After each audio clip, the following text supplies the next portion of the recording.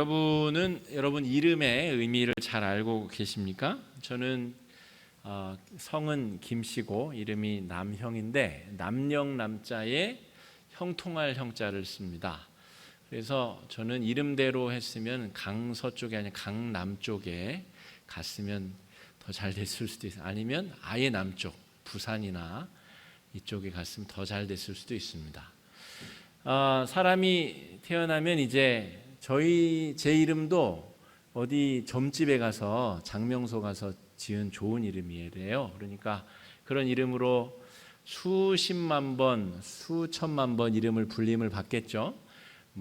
유치원은 제가 안 나왔으니까 초등학교 때부터 친구들이 계속 살면서 많이 부르면 그 이름의 뜻대로 되라고 좋은 이름 주지 않겠습니까? 또 이름을 아예 안 좋은 이름도 주죠. 어렸을 때는. 그래서 예명처럼 나쁜 이름을 줘서 이 귀신이 도깨비가 이 귀한 아이를 해치거나 상하지 못하게 하려고 나쁜 이름을 줬다가 조금 장성하면 제대로 된 이름을 다시 주기도 합니다. 그래서 요즘에는 나이가 많이 들어서 이름을 바꾸시는 분들도 있으세요. 성명학적으로 이렇게 발음하기 좋은, 그리고 발음할 때 느낌이 좋은 어떤 이름, 또 뜻이 좋은 이름으로 이름을 바꾸기도 합니다. 그것이 실제적으로 좋은 어떤 일들을 또 만들어내기도 하고 그런 것 같습니다. 그래서 성경 속에서도 하나님이 결정적인 순간에 사람에게 새로운 이름들을 주십니다. 이를테면 아브람이라고 하는 사람은 아브라함으로 이름이 바뀌고, 야곱은 이스라엘이로 이름이 바뀝니다. 또 요한의 아들 시몬, 우리가 잘 베드로라고 알고 있는 시몬은 베드로라고 반석이라고 하는 새로운 이름을 주십니다. 그것이 다 의미들이 있습니다. 아브라함은 열국의 아비라고 하는 이름을 주셔서 실제로 믿음의 조상, 믿음의 이 민족의 아버지 되는 역사가 일어나게 되고요. 야곱이라는 사람은 발뒤꿈치 붙잡고 태어났다. 이름으로서는 사실은 매력이 없는 이름이죠. 그런데 그 이름을 하나님께서 여호와께서 다스리시기를 이라는 이름으로 바꿔서 주십니다. 그러니까 하나님이 쓰신 사람들은 결정적인 순간에 이름을 바꿔주심을 통하여 그 이름의 의미대로 하나님께서 귀하게 사용하신다라고 하는 것이죠. 오늘 기드온이라고 하는 사람에게는 새로운 이름이 생겼습니다. 여룻바알이라는 이름이 생겼습니다. 이름이 뭐라고요? 여룻바알이라는 이름이 생겼습니다. 이 이름은 사실상 별로 좋은 이름은 아닙니다. 별명과 같은 것인데 하나님이 주신 이름이 아니고 하나님이 하라고 하시는 행동 때문에 사람들이 기드온을 부르게 된 별칭과 같은 이름입니다. 바알이라고 하는 것은 가나안의 신, 가나안의 풍요를 안겨주는 신인데, 그 바알 앞에 여룹이라고 하는 말이 붙게 되면 바알 신이 스스로 증명하라, 이런 뜻이 되게 됩니다. 바알 신이 스스로 자신의 존재 가치를 증명하라, 이런 별명이 붙게 된 거죠. 그러니까 기드온이 바알 신상을 하나님의 명령대로 다 없애고 무찌르고 회파했기 때문에 사람들이 기드온을 잡아서 죽이려 하거든요. 그랬더니 그 아버지가 기지를 발휘한 겁니다. 아니, 바알이 신이라면 바알더러 기드온을 죽이라고 해라. 바알이 신이 아니라면 너네들이 우상 숭배하는 것이다. 그러므로 여룻바알이라고 사람들이 기드온을 부르게 되었다라는 이야기입니다. 자, 옆에 분하고 한번 이름 한번 이야기. 저는 땡땡땡입니다. 한번 인사하시죠. 제 이름 모르셨죠? 하고 인사 한번 나누시죠. 네. 이름이 그렇게 중요해요. 이름이. 그래서 천주교에서는 이제 세례명이라고 하는 다른 이름을 주는 것도 굉장히 어떤 의미에서는 의미가 있습니다. 이제는 새로운 존재로, 새로운 인물로 내가 거듭나게 되었다, 새롭게 되었다. 그래서 제가 천주교 다 아무것도 안 부러운데 천주교 시스템 중에 부러운 건 뭐냐면 되게 그 뭐랄까 당당해요. 사람들을 막 굽신굽신해서 우리 교회 제발 다녀주십시오 이렇게 안 해요. 어딜 가든 다 똑같기 때문에 동네 이사 가면 이명에 가야 되고, 자기가 불편해서 불편하지 않으면 멀리까지 올 수 있지만 자기가 불편해서 동네에 있는 성당 가야 되거든요. 그리고 이 그 렉셔널이라고 해서 모든 성당이 똑같은 본문의 말씀을 가지고 신부가 강론을, 그러니까 어디 가나 크게 뭐 설교 때문에 뭐 다를 것도 없고 그런 게 있어요. 그래서 이 사람들은 요즘에 근자에 들어서 전도들을 좀 하는데 그 전에는 전도를 한 적도 없었고 요즘에도 잘 안 해요. 잠깐 반짝했다가 전도를 안 합니다. 왜냐하면 굉장히 그 프라이드가 있거든요. 그래서 예비 신자 모집 안내 현수막 딱 걸고 며칠부터 며칠까지 예비 신자 신고 받고, 그래서 예비 세례 교육을 받는데 굉장히 철저하게 받습니다. 수요일 날 금요일인지 수요일이 토요일인지 모르겠는데 교육 받고 토요 미사 참석하고 이것을 몇 개월 반복한 다음에 굉장히 권위적으로 세례를 줍니다. 그러니까 권위가 있어요. 세례 받는 사람도 내가 뭘 받는구나. 그래서 일체 가족 모임이나 뭐를 할 수가 없어요. 그 기간 동안에는 이 예비 신자 교육을 그렇게 받아야 되기 때문에 그렇습니다. 제가 화곡중앙교회 부임하면서 이런 시스템을 좀 생각을 했었습니다. 새 가족이 오면 토요일 날 2시간씩 4주에서 6주간 교육을 하고 그 다음에 이 사람의 믿음이 확신하면 새 가족으로 받아들이면 좋겠다. 그러나 현실은 그렇지 못합니다. 현실은 뭐 이렇게 교회 와주시기만 하면 식사를 해 주시고 가시라고 간청하는 것도 사실은 쉽지가 않고, 굉장히 새 가족들이 더 싫습니다.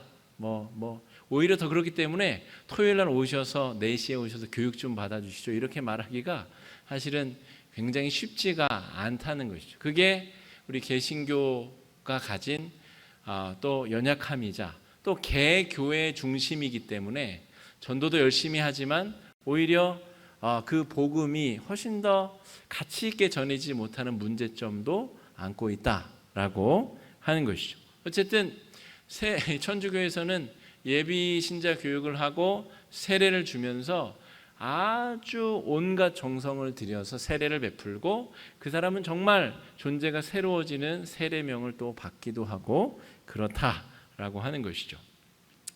그런 부분이 좀 부럽다 이런 말입니다. 그런데 어쨌든 하나님께서 사용하시는 사람을 이제 부르셔서 새롭게 하실 때에, 모세도 40세의 도명자가 되어서 40년간을 이 양치는 일을 하다가 80세에 부름을 받게 되죠. 80세에 부름받은 모세는 굉장히 중요한 전환점을 맞이하게 됩니다. 이제 기적도 여러 가지, 지팡이가 뱀이 되기도 하고 손이 문둥병이 들었다 낫기도 하고 이런 어떤 과정을 통해서 확실한 통과 의례를 통하여 하나님이 사용하시게 된다라고 하는 것이죠. 오늘 기드온도 마찬가지입니다. 기드온은 사실은 별 볼 일 없는 사람이에요. 하나님이 너 가서 바알 산당 우상 다 찍어내고 없애라 그렇게 얘기했더니 10명의 자기 그 신복들을 데리고 가는데 무서워서 낮에 못 가요. 그러니까 하나님이 그냥 아무것도 없는 무지렁이 촌부한테 시킨 게 아닙니다. 10명의 수하를 둘 정도의 자기 세력이 있는 어떤 가문의 수장에게 그 역할을 맡겼는데도 불구하고, 그리고 하나님을 섬기는 백성들이, 므낫세 지파에 속한 사람들이 우상 숭배를 하면 안 되는데 당당하게 우상 숭배를 하고 있는 현장을 치리하고 고쳐라 라고 하심에도 불구하고 이 가슴이 새 가슴만 해가지고 낮에 그걸 못한 위인이에요. 그리고 하나님께서 부르실 때에도 뭘 하고 있었냐면 밀 이삭을 포도즙 틀에서 하고 있었습니다. 그러니까 밀을 까부르는 것은 높은 산 위에서 해야 되거든요. 그래야 바람이 불 때 하면 껍질이 날아가고, 포도즙 틀은 포도주를 가지고 내려와서 낮은 곳에서 짜내야 되는데 밀을 까부르는 것을 낮은 곳에 있는 포도즙 틀에서 했다는 것은 이 사람이 얼마나 이 간이 작은 사람인가? 이것을 나타내 주는 것이죠. 그런데 오히려 그러한 이 사람의 소심함이, 이 사람의 담력 없음이 우리에게 은혜를 줍니다. 하나님은 모세 같은 사람, 다윗 같은 사람만 쓰시는구나. 우리 기도 이렇게 순서에 들어가면 사시나무 떨듯이 떠시는 분들이 있어요. 2주 뒤에 내가 기도다. 근데 그럴 일이 아닙니다. 기드온 같은 사람도 사사로 하나님이 쓰시고, 새 가슴 같고 간이 작은 사람도 하나님이 민족의 지도자로 쓰시거든요.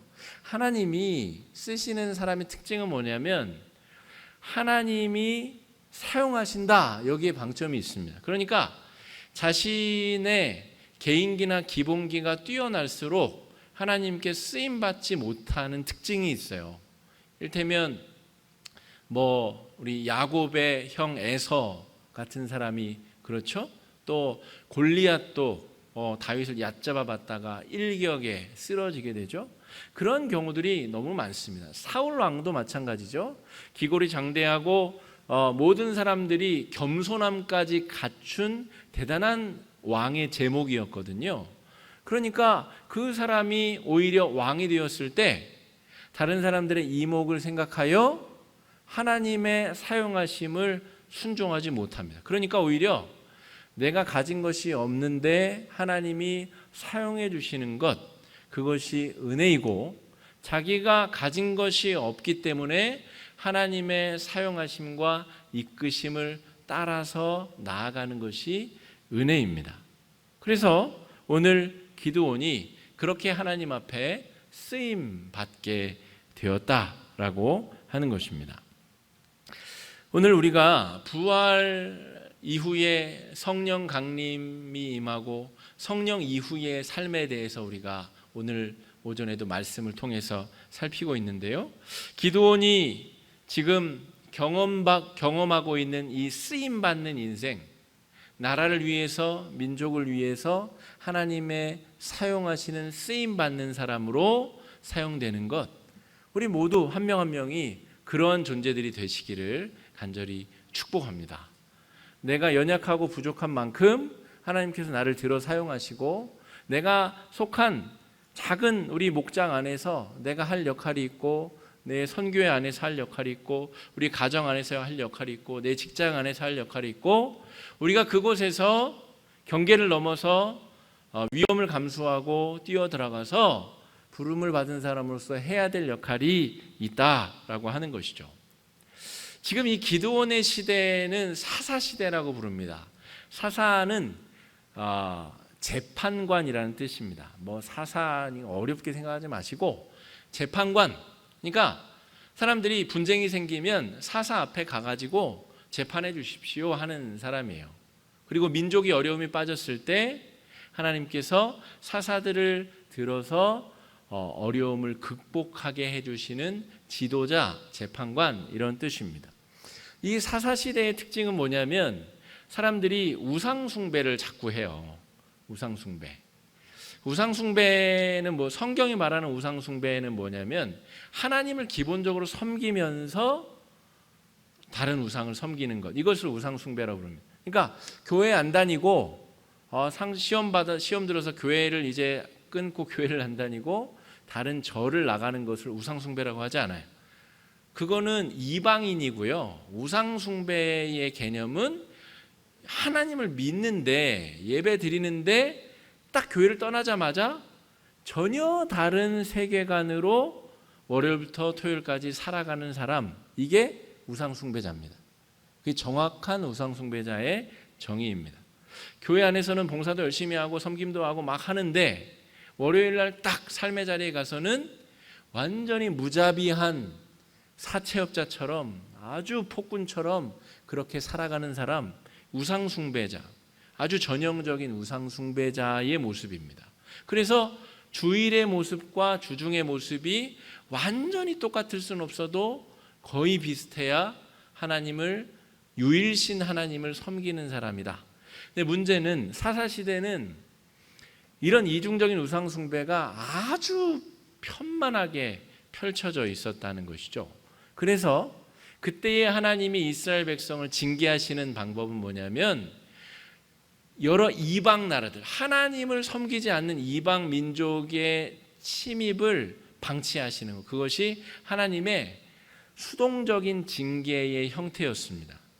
오전에 말씀드렸듯이 하나님은 절대 타협이 없는 사랑의 방법으로 이스라엘 백성들을 사랑하고 계시기 때문에 이것도 사랑의 방법이긴 한데 하나님이 굉장히 수동적으로 깨달음을 얻기 원하는 마음으로 하나님을 모르는 민족에게 모욕을 당하도록 방치하시는 것, 이것이 수동적인 하나님의 징계의 방법이다라고 하는 거죠. 그래서 하나님이 이스라엘 백성들이 회개할 때까지 그대로 두세요.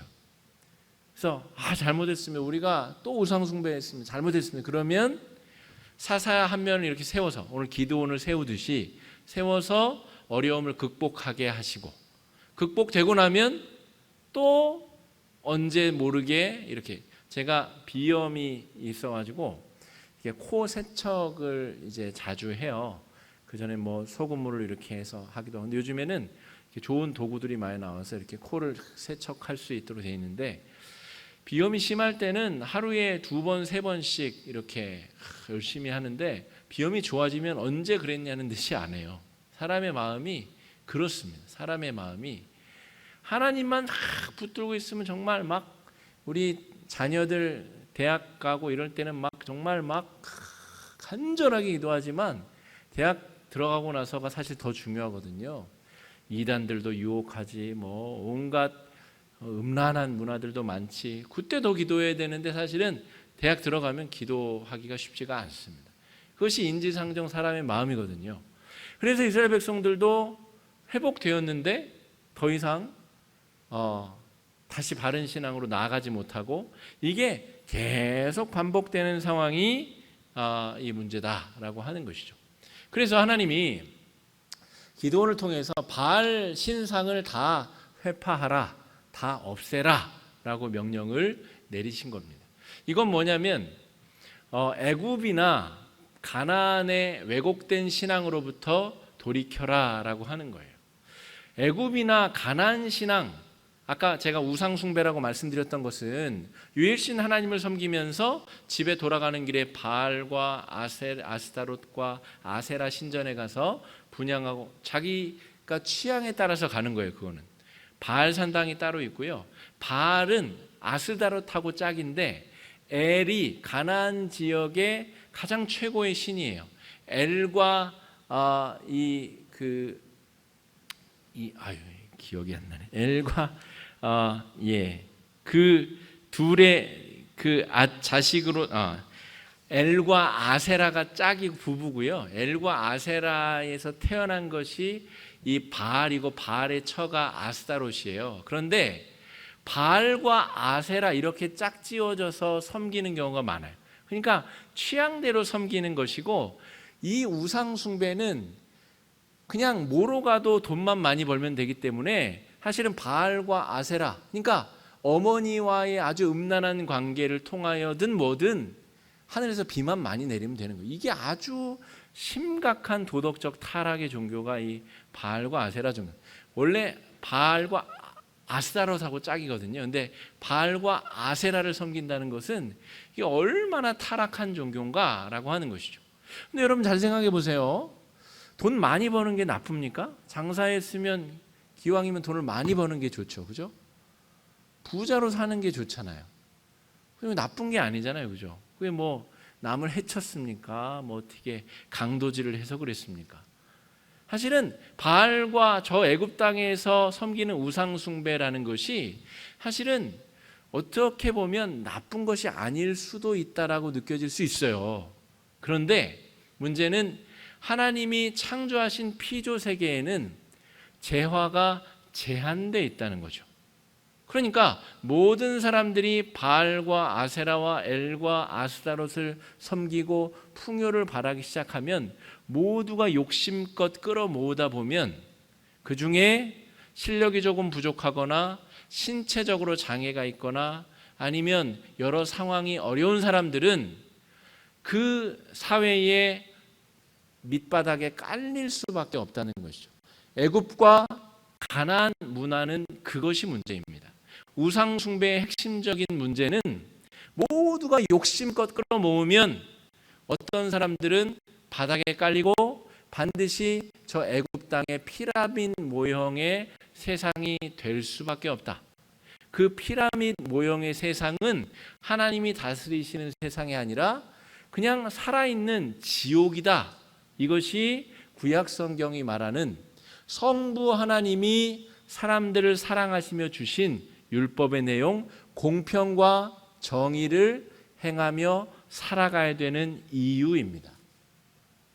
내가 노력한 만큼 벌고 그것도 다 수확하면 안 되죠. 율법에서는.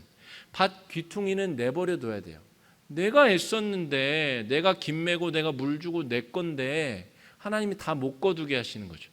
왜냐하면 저 옆집 순이 엄마가 남편이 죽어서 자식 셋하고 데리고 사는데 그 애기 엄마도 추수 끝나면 와서 한 줌 걷어가야 되지 않겠냐는 말이에요. 그러니까 최선을 다해서 부자가 되고 최선을 다해서 풍요롭게 되는 것은 우상숭배다라고 하는 것입니다. 그래서 오늘 이 여룻바알이라고 하는 이름이 중요한 건 뭐냐면요, 이 가나안 백성, 이스라엘 백성들이 가나안의 우상숭배를 쫓아서 자기 마음에 원하는 욕망을 신으로 섬겼다는 거예요. 그러니까 우리가 생각하는 것처럼 우상숭배하면 저기 제가 도선사 예를 몇 번 드렸죠. 도선사 가면 큰 바위를 깎아가지고 불상을 만들고 불상 앞에 절을 하잖아요. 그러니까 그거는 누가 봐도 이상한 짓이고 우상숭배잖아요. 왜 돌한테 절을 해? 그런 정도의 아주 수준 낮은 우상 말고 오늘 가나안 땅과 애굽 땅에 있는 수준 높은 우상은 뭐냐면 우리 마음의 욕망이 우상이 된 형태입니다. 우리 마음이 열심히 노력해서 많은 소득을 얻으면 내가 편리하게 살고 명예가 높아지고 그게 나쁜 것이 아니거든요. 그 마음의 욕망이 하나님이 되어버린 상태, 그것을 깨부숴라. 그 욕망이 살아있는 신이라면 기드온을 스스로의 능력으로 벌줄 수 있을 것이다. 그것이 여룻바알의 핵심적인 이름의 내용입니다. 여러분, 우리 마음에 욕망대로 생각하고 욕망대로 끌어모으고 욕망대로 내가 남한테 피해 안 주니까 그게 뭐 어떻습니까? 하나님도 섬기고 내 욕망대로 내가 하고 싶은 대로 열심히 하고, 그것이 오늘 여룻바알 이 이름에 얽힌 사건의 진실이다라고 하는 것이죠. 그러니까 여러분, 신앙생활은 갈수록 힘들어져요. 사실은 이 진리를 알면 알수록 더 힘들어지는 겁니다. 내가 내 마음의 욕망대로 막 그렇게 해서도 안 되는 거예요. 내가 노력하는 것보다 덜 걷어들여도 감사할 수 있어야 되고, 아까 오전 말씀에 우리가 경계선을 넘어서 하나님의 복음과 사랑을 들고 가려면 반드시 잉여 에너지가 필요합니다. 잉여 에너지. 힘이 없으면 못 가요. 경계선을 넘는다는 것은 상처받을 준비를 하고 내가 뭐 하나라도 건네주고 예수 믿으라고 얘기하고 이러려면 마음에 에너지가 빵빵하게 있어야 돼요. 그거 없으면 상처받는 게 두려워서 절대로 경계선을 넘을 수가 없습니다. 그 마음의 힘이라고 하는 것은 오늘 바알과 아세라를 섬기는 이 자기 본능을 섬기는 것도 다소간의 힘이 있어요. 보상이 있으면 열심히 하잖아요. 힘이 있는 거예요. 보상을 얻기 위해서, 어떤 열매를 얻기 위해서도 우리는 열심히 합니다. 그러나 그것이 곧 우상숭배라는 것을 우리가 깨달아야 되는 것이죠.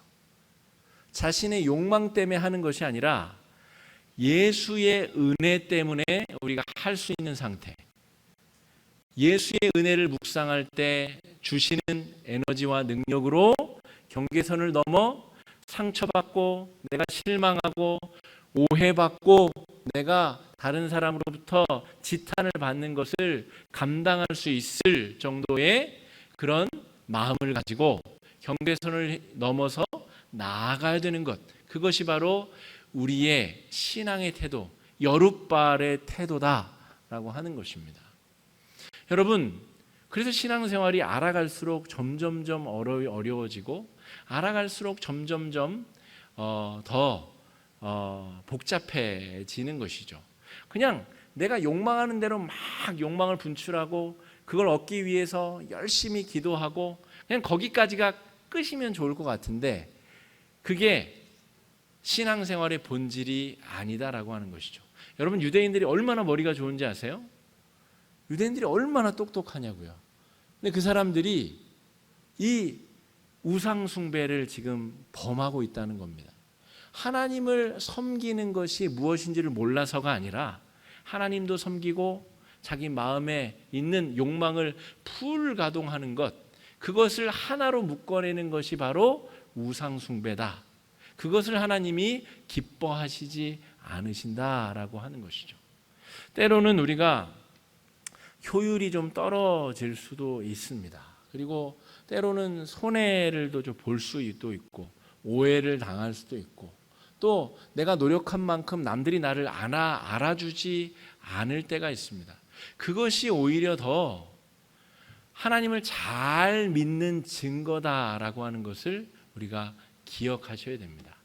여러분, 오른손이 한 일을 왼손이 아는 사람들 있잖아요.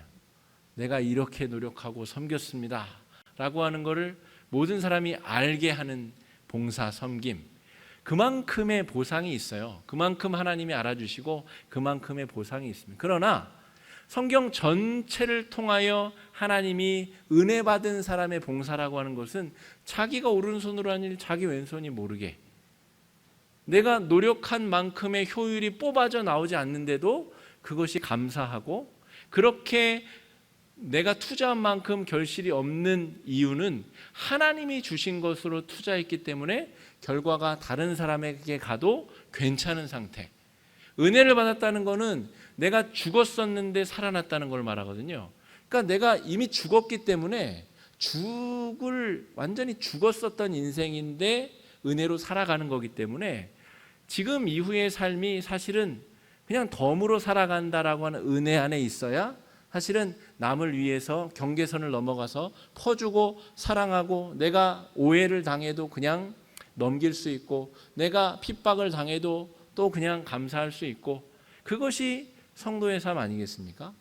그래서 여러분, 오늘 이 여룻발이라고 하는 이름은 여러분 신앙생활의 여정 중에 반드시 기억하고 마음의 철필로 새기셔야 됩니다. 왜냐하면 한국교회가 부흥하면 큰 성전 짓잖아요. 빚내가지고 큰 성전 짓고 그것이 오늘 이 기드온을 사용하실 때에 하나님이 지적하신 내용과 같거든요. 하나님 잘 믿는 것이 큰 건물을 갖는 것과 동일시되는 현상, 하나님을 잘 믿으면 복받아서 부자가 되고 잘 되게 되는 세상, 그것이 복음의 본질이 아니다라고 하는 것이죠. 하나님 잘 믿으면 모두가 잘 살게 돼야 되는 거죠.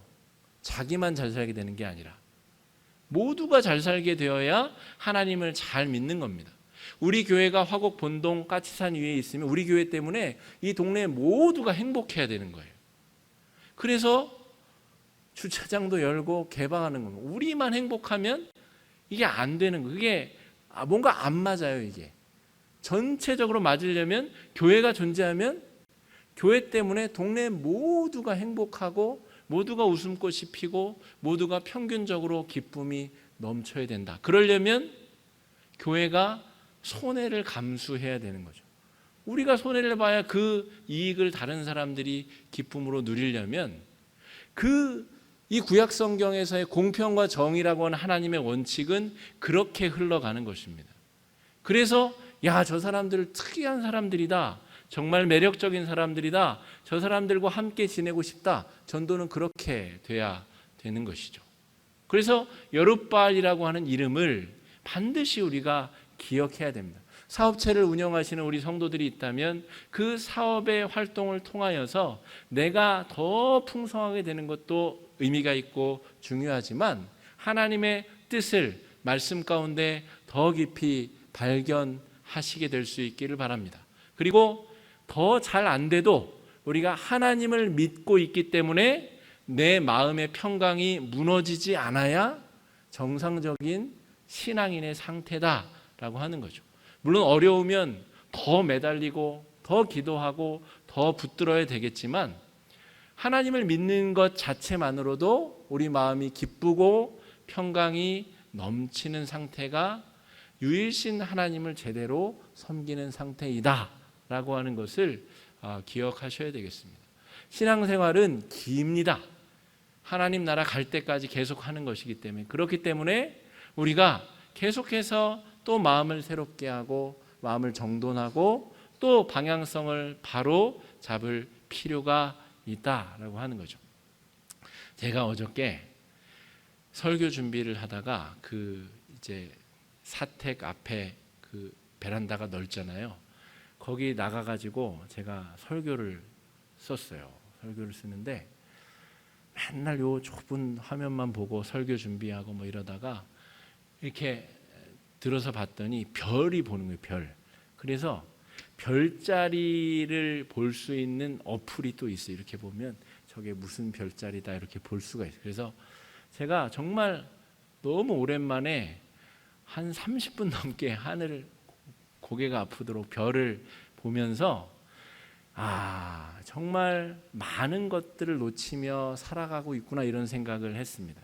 별을 30분쯤 보다 보니까 무슨 일이 벌어지냐면 사실은 서울에서는 별 보기가 어렵잖아요. 밝으니까 어려운데 별을 30분쯤 보고 있으니까 처음에는 별이 하나가 보이는데 목성, 아주 밝은 목성 하나만 딱 보이다가 시간이 지나면 지날수록 그 똑같은 시간대인데도 별이 엄청나게 많은 숫자가 보이기 시작하는 거예요.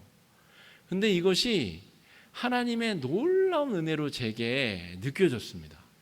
이게 평상시에는 관심도 없는 저 별을 관심 있게 보고 또 보고 계속 보니까 눈이 적응을 하는 거죠. 까만 하늘에 적응하면서 안 보이던 별들이 확 보이기 시작하는데 그것이 별자리로 보이기 시작하니까 그 은혜가 아주 크게 저에게 임하는 경험을 했습니다.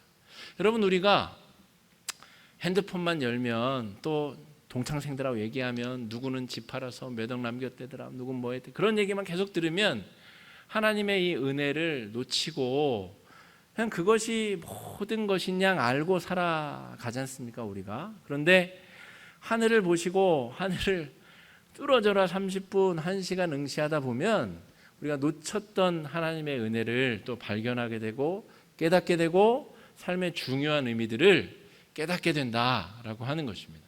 남들은 잘 주목하지 않는 이 하나님의 말씀을 또 한 주 동안 천착하시고 들여다보시고 하나님의 은혜를 깊이 경험하시고 삶의 자리에서 여룻발 너희들이 과연 살아있는 신이라면 스스로 증명해 보아라. 사람들이 나에게 그런 별명을 붙여줄 수 있도록 그런 멋있는 한 주를 또 살아내실 수 있는 여러분 되시기를 간절히 축복합니다. 지금 말씀 의지해서 함께 기도하시겠습니다.